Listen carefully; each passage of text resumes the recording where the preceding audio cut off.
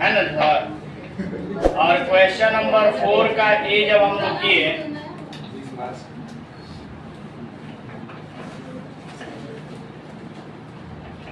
Question number 4 का ए हम लोगों ने कर लिया था, जिसमें 5 ट्रांजैक्शन टोटल दिए हुए हैं और उनमें से 3 ट्रांजैक्शन हम लोगों ने कर लिया था, है ना सर। तो क्वेश्चन नंबर 4 का ए जो है उसका, क्वेश्चन नंबर 4 का ए जो है उसका ट्रांजैक्शन 3 तो हम लोगों ने कर लिया था। आइए जरा चौथा ट्रांजैक्शन करते हैं। क्या करते हैं आप लोग?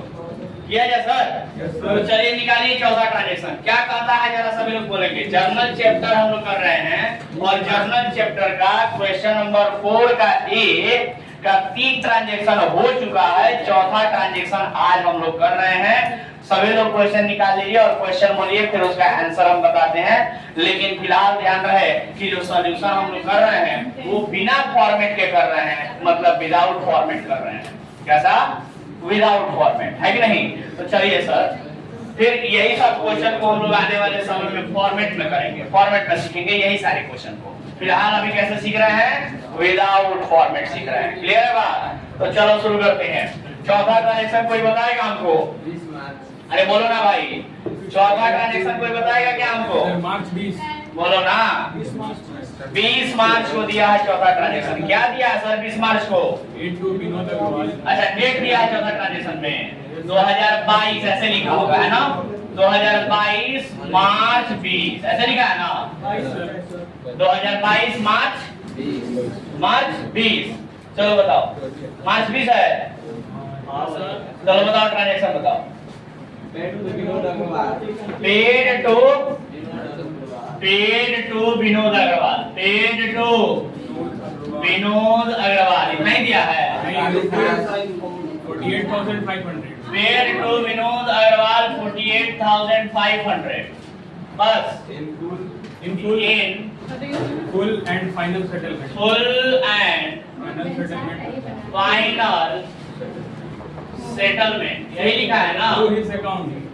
Full and final settlement to his account.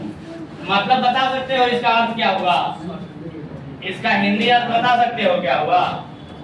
मतलब ये हुआ कि विनोद अग्रवाल को 48,500 रुपया दिया तो his full and final settlement of his account, मतलब उसका जो भी हिसाब किताब था उसमें से 48,500 रुपया दे के हमने कहा कि भाई फुल सेटलमेंट इतना ही में कर लो, माफ करो फिलहाल। 50,000। तो सर हिसाब था कितने का? कैसे पता 50,000? इससे पहले वाले ट्रांजैक्शन में दिया हुआ। इससे पहले वाले ट्रांजैक्शन में दिया हुआ है। क्या दिया है इससे पहले वाले ट्रांजैक्शन में? इससे पहले वाले ट्रांजैक्शन में दिया है कि विनोद अग्रवाल को 50,000 रुपए का माल बेचा गया था। समझ गए बात? विनोद अग्रवाल से माल खरीदा। अच्छा, फिर हमने किया है तो यानी हमने माल खरीदा था। तो विनोद अग्रवाल से 50,000 रुपए का माल खरीदा गया था। अब क्या हो रहा है कि 50,000 रुपए का माल जो हमने खरीदा था उसका पेमेंट कर रहे हैं। लेकिन पेमेंट कितना कर रहे हैं? बोलो ना। 48,500 रुपया का ही पेमेंट कर रहे हैं। कितने का? 48,500 रुपए का। तो बताओ 50,000 रुपया देना है सामने वाले विनोद अग्रवाल को, 48,500 रुपया दे के कह रहे हैं भाई माफ करो, फुल सेटलमेंट करो, फिलहाल इतना ही नहीं सर, फिर आने का मौका दो। समझ रहे हो बात? ऐसे होता है ना रियल लाइफ में। तो बताओगे इसको हिंदी में लिखना होगा तो कैसे लिखेंगे? इसको हिंदी में लिखना होगा तो कैसे लिखेंगे? विनोद अग्रवाल को, विनोद अग्रवाल को, विनोद अग्रवाल को 48,500 रुपया, विनोद अग्रवाल को 48,500 रुपया अंतिम फुल सेटलमेंट का मतलब बोलो ना। हिंदी वाला बुक है किसी के पास? हिंदी वाला बुक में देखिएगा अच्छे से लिखा होगा अंतिम भुगतान के रूप में, अंतिम भुगतान के रूप में दिया। आया क्या बात समझ में? बोलो ना जी। अब समझेंगे जरा सा। सर विनोद अग्रवाल को अंतिम भुगतान के रूप में 48,500 रुपया दिया। अंतिम भुगतान माने फाइनल सेटलमेंट। अब इसके बाद पैसा नहीं देने वाले हम।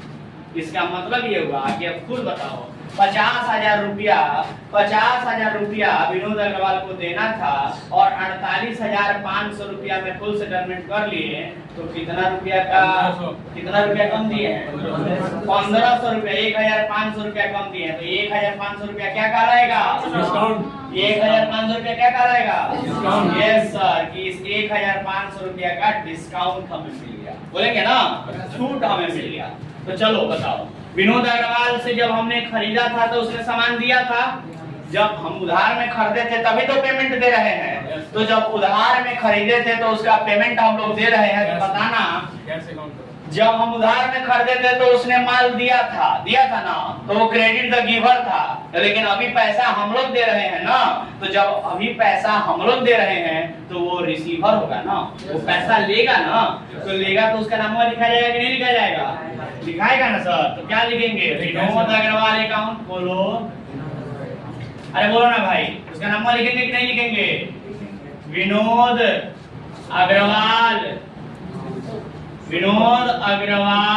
अकाउंट। और बोलो पैसा दिए हैं तो कैश अकाउंट। डिस्काउंट मिला है हमको तो डिस्काउंट अकाउंट। समझ गए बात? बोलो ना। चलो बताओ, विनोद अग्रवाल अकाउंट कौन क्या है? अरे बोलो सब लोग, क्या है? नाम है तो पर्सनल अकाउंट। कैश क्या है? एसेट है तो रियल अकाउंट। डिस्काउंट क्या है? डिस्काउंट क्या है? सर डिस्काउंट हमें मिला है ना, तो खर्चा कैसे हो गया हमारे लिए? हमने पैसा कम दिया है ना, 50,000 के बजाय 48,500 दिए हैं, तो पैसा हमने कम दिया ना, छूट हमें मिला है ना। बोलो ना, तो हमारे लिए क्या हुआ? इनकम हुआ। बोलो ना, इनकम या प्रॉफिट हुआ? कोई दिक्कत? बोलो ना जी, इनकम या प्रॉफिट हुआ? इनकम या प्रॉफिट को कौन सा अकाउंट कहते हैं? नॉमिनल अकाउंट कहते हैं। तो क्लियर हो गया ये तीनों अकाउंट। बोलो अब गोल्डन रूल पढ़ो, पर्सनल का, रियल का, नॉमिनल का, तीनों आ गया है। ठीक है, अच्छी बात है। पढ़ो पर्सनल अकाउंट का golden rule. Debit the credit the, यानी डेबिट द रिसीवर, लेने वाले को डेबिट करते हैं और देने वाले को क्रेडिट करते हैं। तो विनोद अग्रवाल को पैसा हमने दिया है ना, तो विनोद अग्रवाल का नाम लिखे तो विनोद अग्रवाल ने कुछ लिया है कि कुछ दिया है? अरे सर पैसा हमने दिया तो उसने लिया है पैसा। बोलो ना, तो डेबिट द रिसीवर कहें उसको या क्रेडिट द गिवर कहें? डेबिट द रिसीवर कहेंगे। किसी को दिक्कत? बोलो ना जी, नहीं समझ में आ रहा है? चलो तो रियल अकाउंट का रूल बोलो। Debit what? Credit what? मतलब आता है तो और जाता है तो बताओगे पैसा आया है कि गया है? पैसा हमने दिया है ना, पैसा आएगा कि जाएगा? बोलिए जोर से बोलिए, पैसा आएगा कि जाएगा? जाएगा। तो डेबिट व्हाट कम्स इन या क्रेडिट व्हाट गो जाओ? क्रेडिट व्हाट गो जाओ। समझ गए क्या? चलो नॉमिनल अकाउंट का रूल पढ़ते हैं। बताओ, debit all expenses and losses, credit all income and gains, यानी खर्च हानि को डेबिट करते हैं, आय लाभ को क्रेडिट करते हैं। तो बताओगे ये इनकम या प्रॉफिट है ना, इनकम या गेन्स है ना, तो debit all expenses and losses करेंगे या फिर credit all income and gains करेंगे? बोलो, credit all income and gains करेंगे। किसी को दिक्कत? नहीं समझ में आया क्या? बन गया। अब लास्ट बचा है ना, जल्दी से लास्ट वाला बता दो। बताओ लास्ट वाला। 20 मार्च के बाद लास्ट 22 मार्च को है।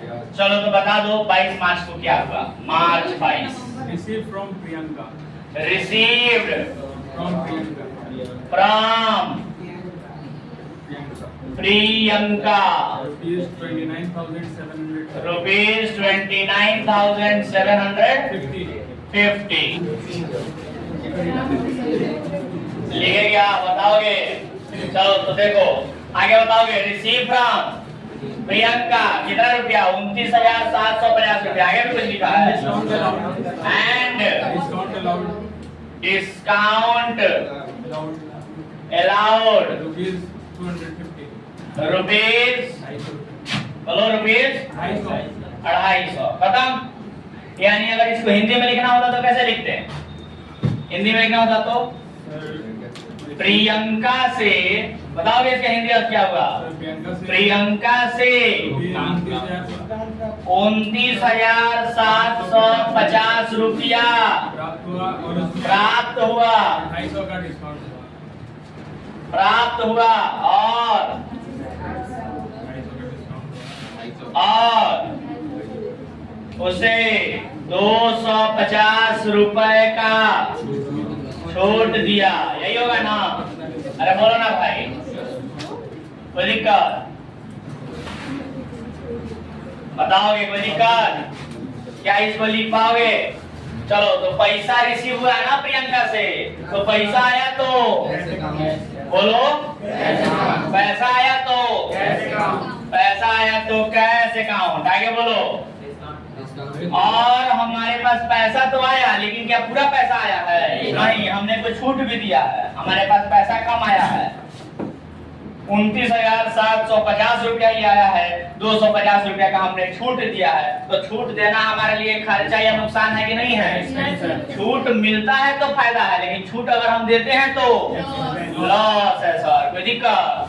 तो कैश हमारे पास आया, लेकिन डिस्काउंट हमने दिया तो उसके लिए डिस्काउंट अकाउंट। और पैसा किसके पास से आया है? तो जिसने दिया है उसका नाम नहीं लिखोगे, प्रियंका अकाउंट। बोलो ना, कोई दिक्कत?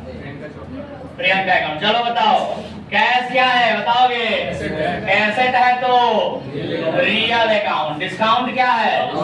हमने दिया है तो हमारे लिए लॉस है, लॉस है तो नॉमिनल अकाउंट। प्रियंका क्या है? नाम है, नाम है तो पर्सनल अकाउंट। किसी को दिक्कत? अरे बताओ ना भाई। चलो, रियल अकाउंट का रूल बताओगे? डेबिट व्हाट, क्रेडिट व्हाट, मतलब आता है तो और जाता है तो पैसा आया है कि गया है? पैसा आया है कि गया है? आया है। तो डेबिट व्हाट कम से लिखे या क्रेडिट व्हाट को जरूर लिखे? डेबिट व्हाट कम से। किसी को दिक्कत? चलो, नॉमिनल अकाउंट का रूल बताओ। Debit all expenses and losses, credit all income and gains, यानी खर्च हानि को डेबिट करते हैं, आय लाभ को क्रेडिट करते हैं। तो बताओगे यहाँ डिस्काउंट क्या है? लॉस है ना? तो debit all expenses and losses लिखे या credit all income and gains लिखे? Debit all expenses and losses लिखेंगे। कोई दिक्कत किसी को? चलो, पर्सनल अकाउंट का रूल पढ़ेंगे ना? पर्सनल अकाउंट का रूल बताओ। डेबिट द, क्रेडिट द, मतलब लेने वाले को डेबिट करते हैं और देने वाले को क्रेडिट करते हैं। तो प्रियंका से मिला है या प्रियंका को हमने दिया है? प्रियंका से मिला है, यानी प्रियंका ने दिया है पैसा। तो प्रियंका ने पैसा दिया है तो डेबिट द रिसीवर का है उसको या क्रेडिट द गिवर का है उसको? Very good, credit the giver. एकदम बच्चों की तरह पढ़ाना पड़ रहा है आपको। कोई दिक्कत? छोटे छोटे बच्चे बन गया सर। तो क्या बहुत भारी लग रहा है ये सब? नहीं भाई लग रहा है। आप लोगों को मालूम है क्या ये कंपाउंड एंट्री है सर? और कंपाउंड एंट्री टफ माना जाता है। क्या आप लोगों को भी टफ लग रहा है ये? लगेगा भी नहीं सर। ऐसे धीरे धीरे आगे बढ़ते रहिए मेरे साथ, देखिए आगे कुछ भी टफ नहीं लगेगा। क्लियर है बात? चलिए इसको नोट कीजिए और फिर हम लोग क्वेश्चन नंबर 4 का ये खत्म हो गया क्या? क्वेश्चन नंबर 4 का ये पूरी तरह से खत्म हो गया। कल हम लोगों ने 3 ट्रांजैक्शन 4 का ये कर लिया था। आज हम लोगों ने क्वेश्चन नंबर 4 के का 2 ट्रांजैक्शन जो बाकी था उसको भी हम लोगों ने कर लिया और इस प्रकार से हमारा क्वेश्चन नंबर 4 का एक खत्म होता है। अब हम लोग क्या करेंगे? क्वेश्चन नंबर 4 का बी बनाएंगे। ठीक है सर, जल्दी नोट कीजिए।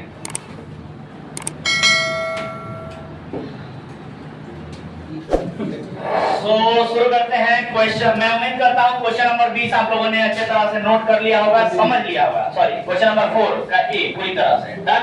अब आइए हम लोग शुरू करते हैं क्वेश्चन नंबर 4 का बी। शुरू किया जाए तो मिटाई जाए इसको। अरे बोलो ना भाई, मिटाए क्या?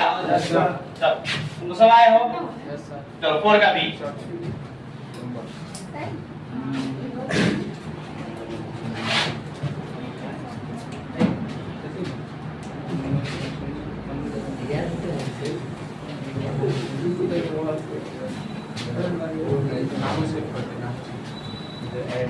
तो क्वेश्चन नंबर 4 का बी, चलो बताओ डेट वाइज दिया है कि सीरियल नंबर दिया है?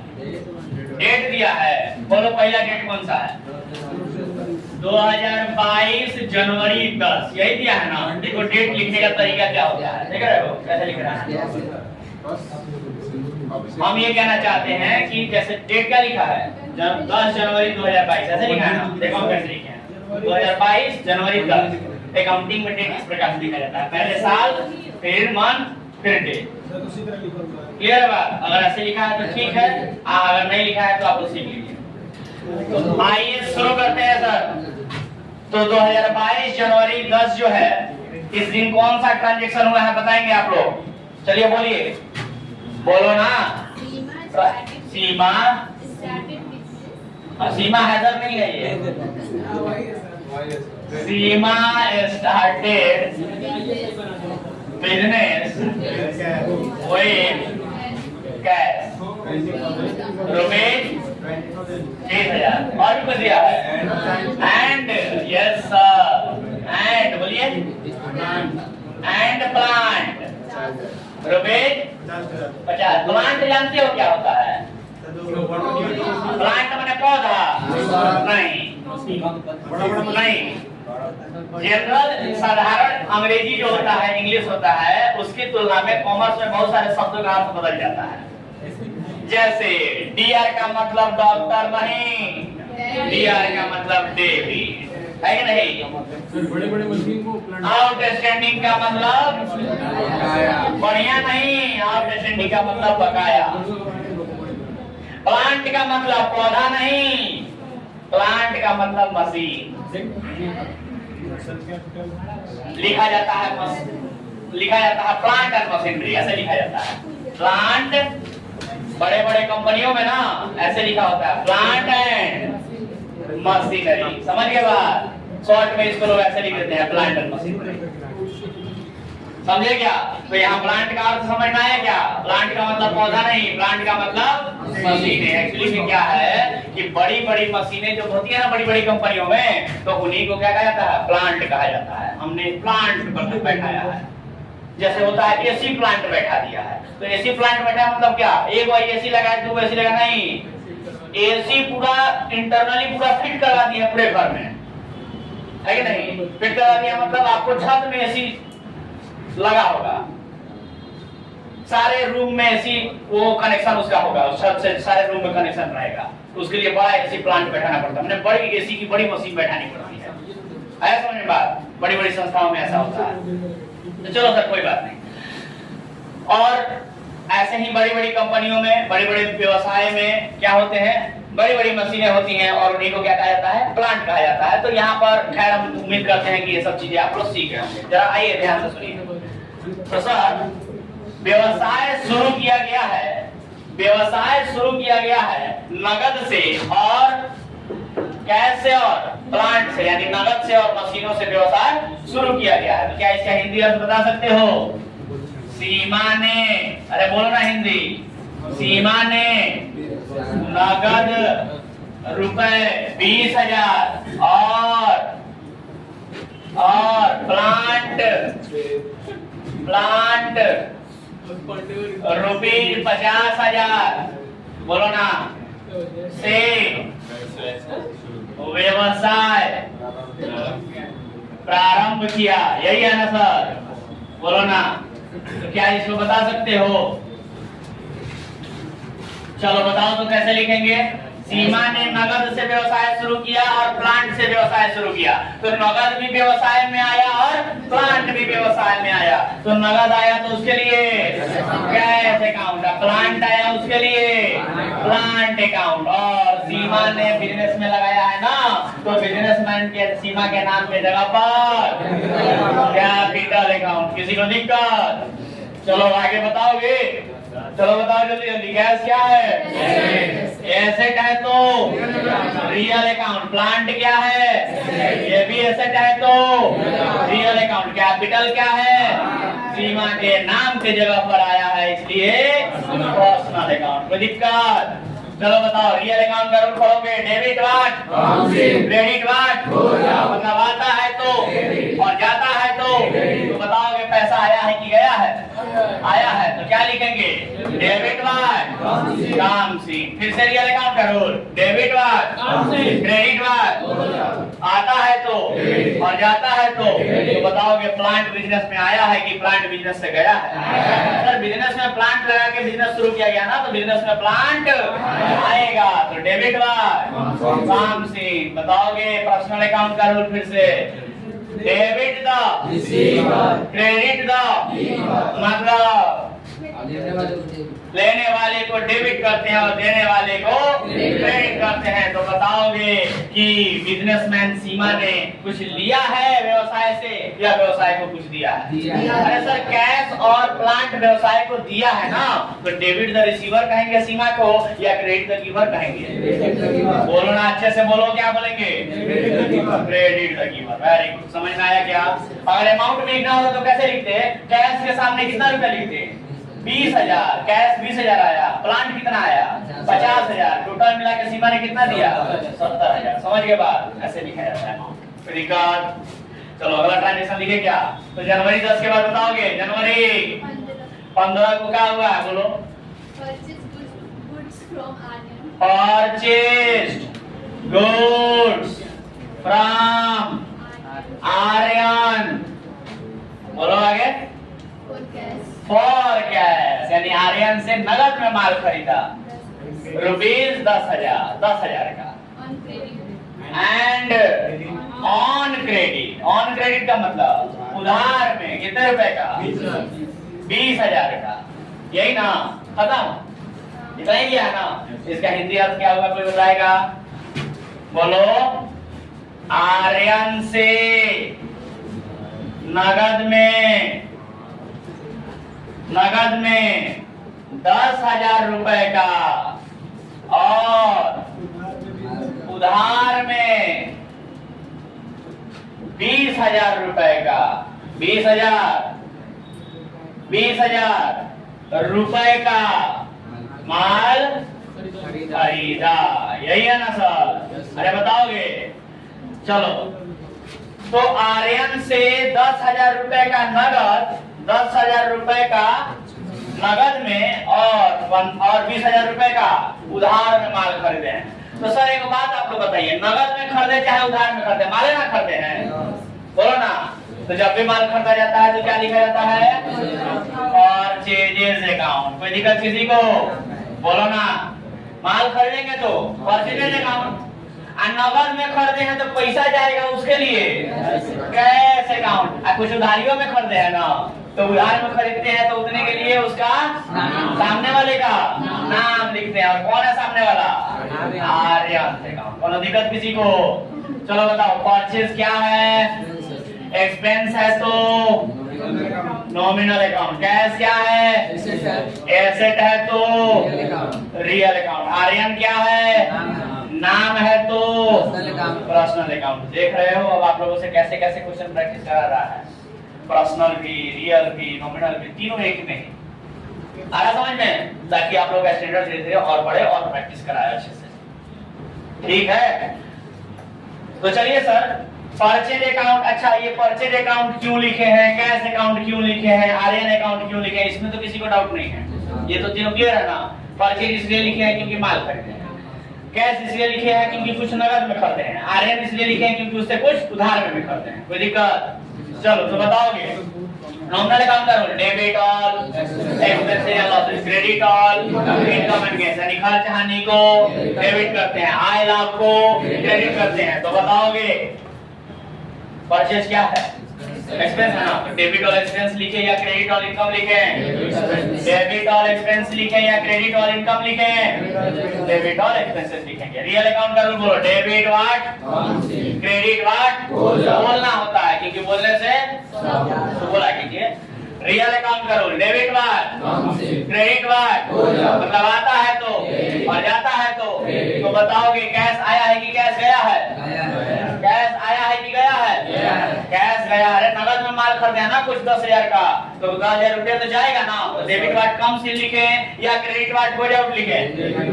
बोलो ना, क्रेडिट वाट गोज आउट लिखेंगे। और बताओ, पर्सनल अकाउंट करो, डेबिट द क्रेडिट द, मतलब लेने वाले को डेबिट करते हैं, देने वाले को क्रेडिट करते हैं। तो बताओगे आर्यन से हमने कुछ उधार में भी खरीदा है ना, तो आर्यन ने माल लिया है या आर्यन ने माल दिया है?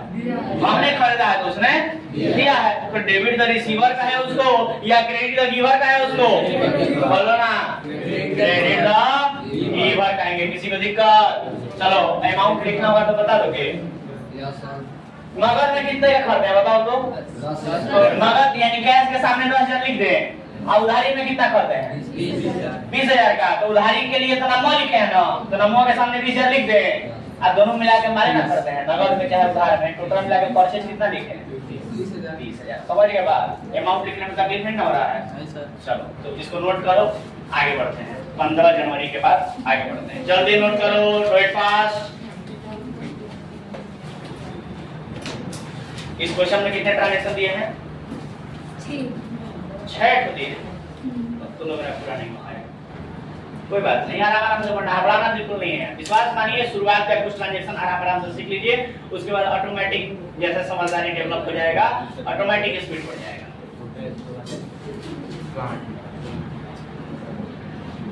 ये होना चाहिए कि हाँ सर भले ही स्लो पढ़े तो क्या हुआ, लेकिन जितना पढ़ लिया उसमें कोई डाउट ना हो। ऐसा तो नहीं है ना कि पढ़ लिया फिर भी डाउट है कि पता नहीं क्या पढ़े, ऐसा तो नहीं है। कंपाउंड एंट्री का प्रैक्टिस हो रहा है, देख रहे हो लगातार, 2 नहीं 3 अकाउंट आ रहे हैं सारे क्वेश्चन में। शुरू किया जाए? अरे बोलो ना।